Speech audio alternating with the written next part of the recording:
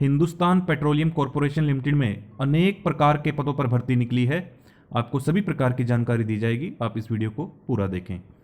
तो आपको पता ही होगा कि हिंदुस्तान पेट्रोलियम कॉरपोरेशन लिमिटेड एक भारत सरकार की एक कंपनी है। was formed on July 15, 1974. HPCL is a Maharatna Central Public Sector Enterprise with annual gross sale of rupees 4,59,815 crore की इनकी 2023-24 की सेल थी। तो आपने कभी ना कभी हिंदुस्तान पेट्रोलियम से अपने व्हीकल में पेट्रोल डलवाया ही होगा, तो कुछ ज़्यादा कहने की ज़रूरत नहीं है। ये एक भारत सरकार की बहुत बड़ी कंपनी है, तो ये एक गोल्डन अपॉर्चुनिटी है आपके पास। इस कंपनी में आप जॉब कर सकते हैं।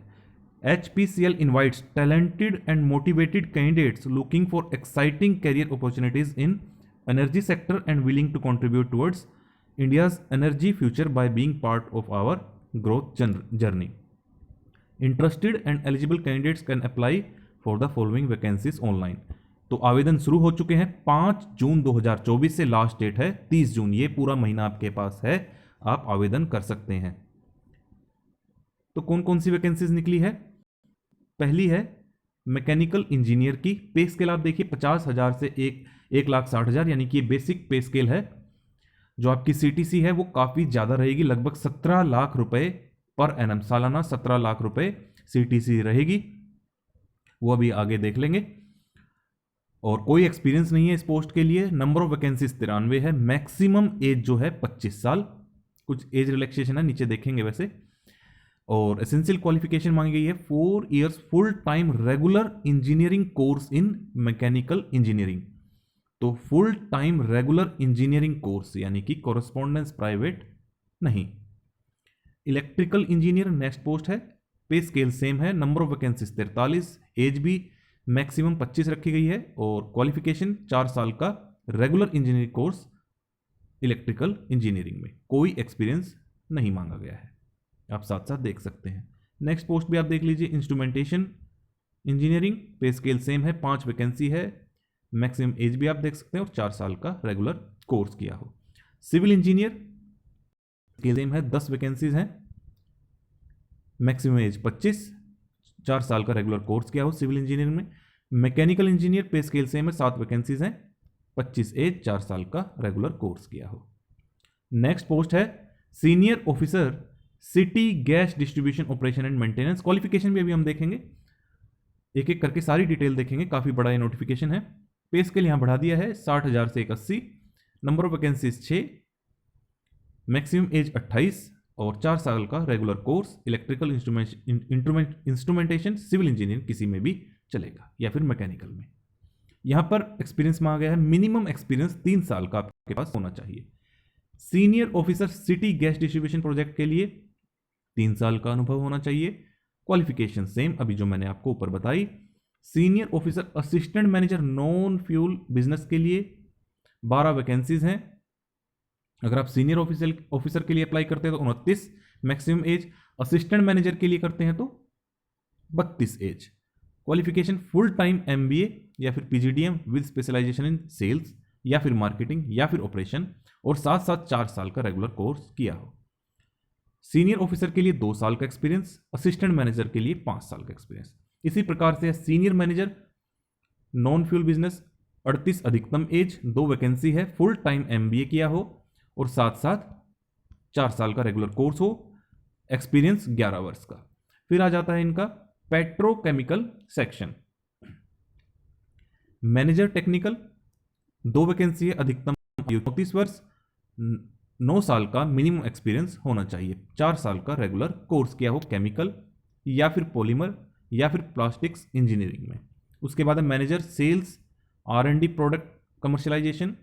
4 साल का रेगुलर कोर्स किया हो, 2 साल का MBA रेगुलर कोर्स किया है तो डिजायरेबल है, कंपलसरी नहीं है। 9 साल का एक्सपीरियंस।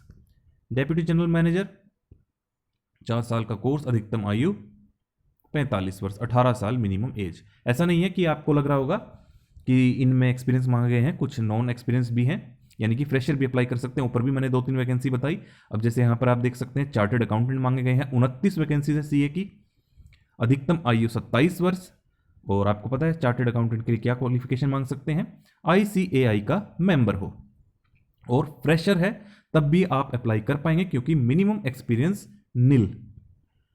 उसके बाद है क्वालिटी कंट्रोल ऑफिसर, 9 वैकेंसी है, 30 वर्ष अधिकतम आयु, 2 साल का full time regular MSc in chemistry या फिर फिजिकल ऑर्गेनिक या इनऑर्गेनिक में 3 साल का एक्सपीरियंस के साथ। अब आ जाती है वैकेंसीज फिक्स टर्म कॉन्ट्रैक्ट वाली। IAS ऑफिसर 15 वैकेंसीज हैं। अब यहां पर इन्होंने पे स्केल इसलिए नहीं बताया, कंसोलिडेटेड पे बता दिया क्योंकि फिक्स टर्म के लिए आपकी ये जॉब है, परमानेंट नहीं है। Maximum as 29। एसेंशियल क्वालिफिकेशन 4 साल का रेगुलर कोर्स किया हो, BTech with computer science, IT engineering या फिर पोस्ट ग्रेजुएट हो आप इन कंप्यूटर एप्लीकेशन यानी कि MCA या फिर डाटा साइंस में 2 साल का अनुभव यहां पर मांगा गया है। इसके लिए यहां पर काफी अच्छे हैं, चाहे रेगुलर जॉब हो ऊपर वाली या फिर ये फिक्स टर्म वाली। आप देख सकते हैं कितना अच्छा पे स्केल है। IAS security officer cyber security specialist 36 lakh रुपए सालाना आपकी जो है सैलरी इनकम रहेगी। एक ही वैकेंसी है, 45 वर्ष अधिकतम आपकी आयु होनी चाहिए, 12 साल का अनुभव, 4 साल का रेगुलर कोर्स या फिर पोस्ट ग्रेजुएट हो आप कंप्यूटर एप्लीकेशन में, डिजायरेबल भी यहां पर मांगा गया है। उसके बाद quality control officer 10.2 lakh per annum, 6 vacancies हैं, मैक्सिमम एज 30, 2 साल का full time regular MSc in chemistry हो, एनालिटिकल फिजिकल ऑर्गेनिक इनऑर्गेनिक किसी में भी चलेगा।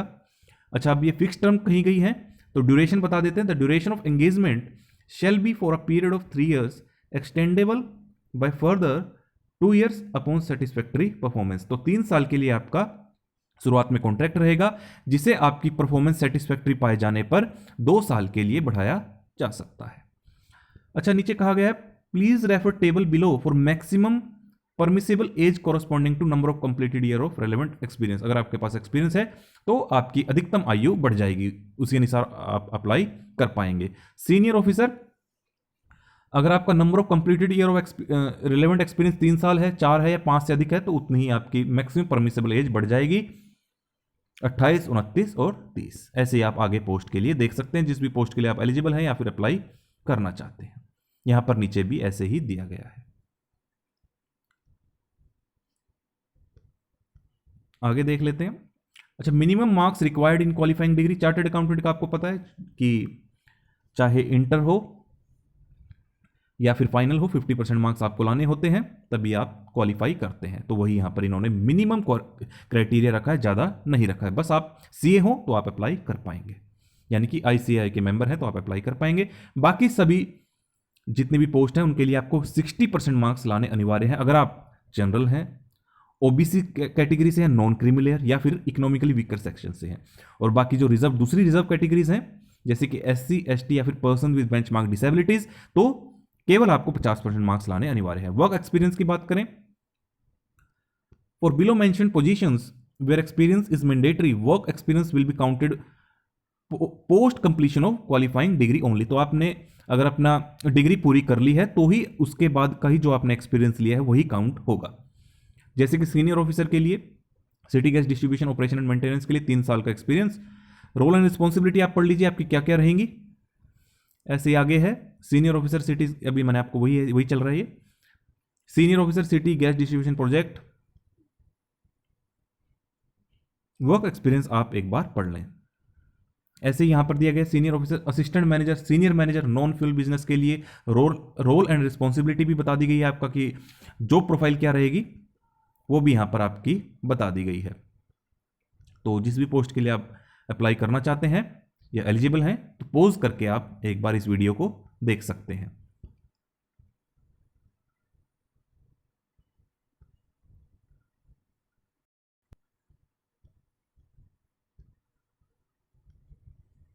मैं एक बार आपको सारी जल्दी जल्दी दिखा देता हूं हर एक पोस्ट के लिए।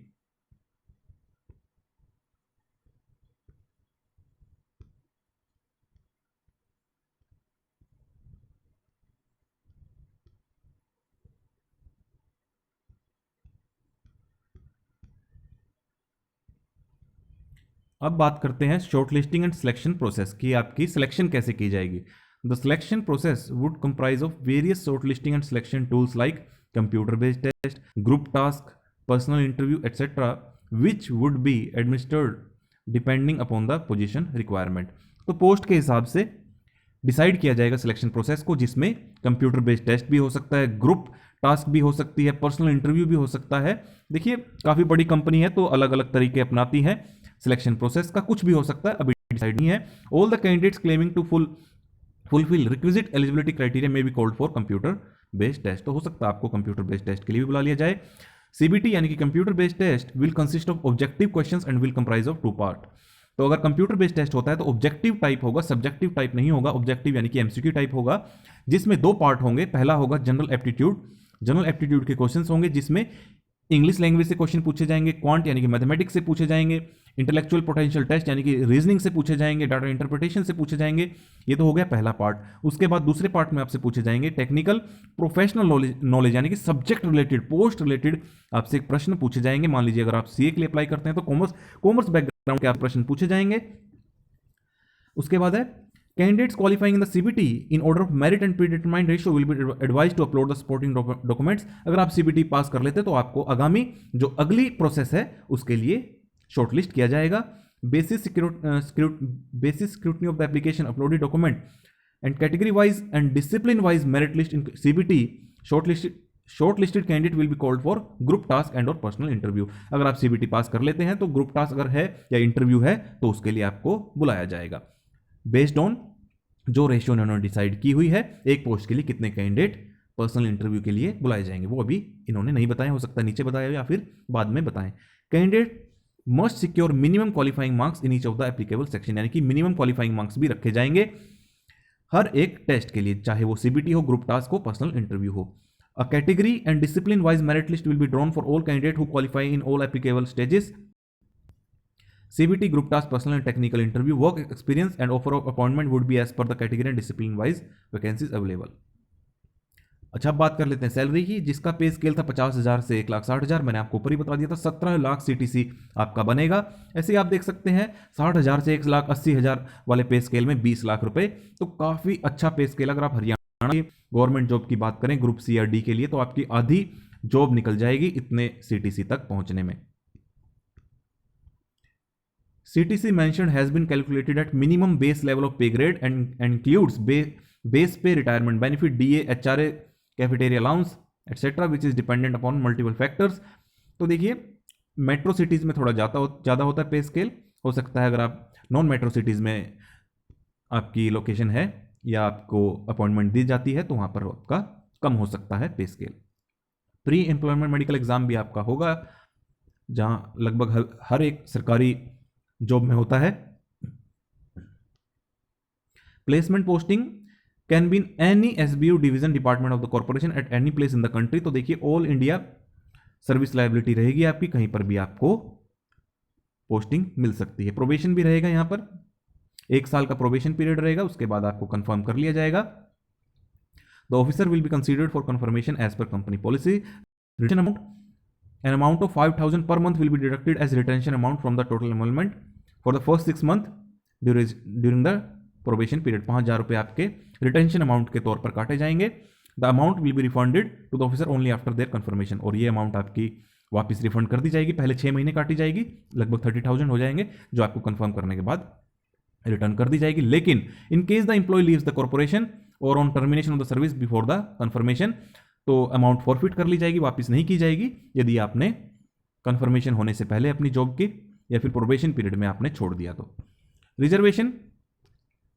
Reservation of post for SC, ST, OBC, non creamy layer, EWS and person with benchmark disabilities with degree of disability 40% और above are as per government directives. ये आपको पता है कि किसको कितनी रिजर्वेशन मिलती है। तो यहां पर आप देख सकते हैं category wise vacancy distribution is given below. तो जो 50,000 से 1,60,000 वाली पे स्केल की थी वो यहां पर आप देख सकते हैं कैसे कैटेगरी वाइज बाइफर्केशन की गई है। ऐसे ही आप IAS ऑफिसर जो फिक्स टर्म कॉन्ट्रैक्ट के लिए है यहां पर कैटेगरी वाइज दी गई है। तो यहां पर जो थोड़े बहुत पॉइंट्स दिए गए हैं जो इंपॉर्टेंट नहीं लग रहे हैं मुझे, वो आप एक बार पढ़ लें। Maximum age limit is relaxed by 5 years. आपको पता है जो SC, ST या फिर जो OBC हैं उनके लिए जो रिलैक्सेशन दी जाती है वो यहाँ पर भी दी जाएगी। तो 5 साल बढ़ा दी जाएगी SC/ST के लिए, 3 साल OBC नॉन क्रीमिलियर के लिए, 10 साल पर्सन विद बेंचमार्क डिसेबिलिटीज़ के लिए, 13 साल अगर OBC NC है और साथ में पर्सन विद बेंचमार्क डिसेबिलिटी है, और 15 साल अगर PWBD है साथ में SC/ST है। Maximum age limit is relax by 5 years for candidate domiciled in Jammu and Kashmir. तो यहाँ पर जो रिजर्व कैटेगरीज हैं उन्हें एज रिलैक्सेशन दी जाएगी।